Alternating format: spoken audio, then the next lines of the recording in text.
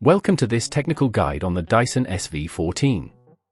We are Kelatos Informatica, specialists in technical repair. We collect your device from your doorstep, carry out a free diagnosis, and send you a quote before any repair.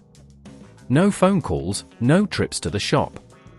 We are based at Calle Joaquín María López 26, Madrid.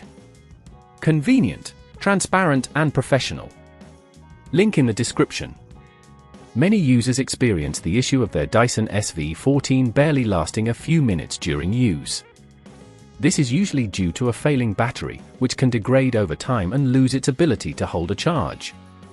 If left unaddressed, this problem not only affects the performance of your vacuum but can also lead to further complications, making repairs more difficult and costly.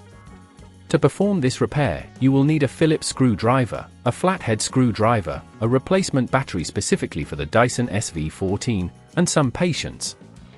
First, ensure your Dyson is turned off and unplugged.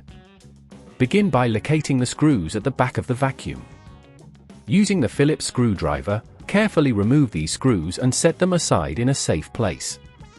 Once the screws are removed, gently pry open the casing using the flathead screwdriver, taking care not to damage any of the clips. Inside, you will find the battery, which is usually held in place by additional screws. Locate these screws and remove them with the Phillips screwdriver. Be cautious when disconnecting the battery as there may be wires attached. Gently pull the battery out, ensuring not to yank any cables. Take your new battery and insert it into the compartment, making sure it aligns properly with the connectors. Secure it in place with the screws you previously removed. If at this point you feel it's getting too tricky, remember that at Kelatos we collect your device from your door and return it fully repaired. Once the battery is securely in place, carefully reattach the casing of the vacuum. Ensure all clips are fastened, and then replace the screws at the back to secure it fully. Finally, plug in your Dyson SV14 and turn it on. Test to see if it runs efficiently and holds a charge as expected. To prevent this issue from recurring, it is advisable to regularly clean the vacuum's filters and ensure that the battery is charged correctly after each use.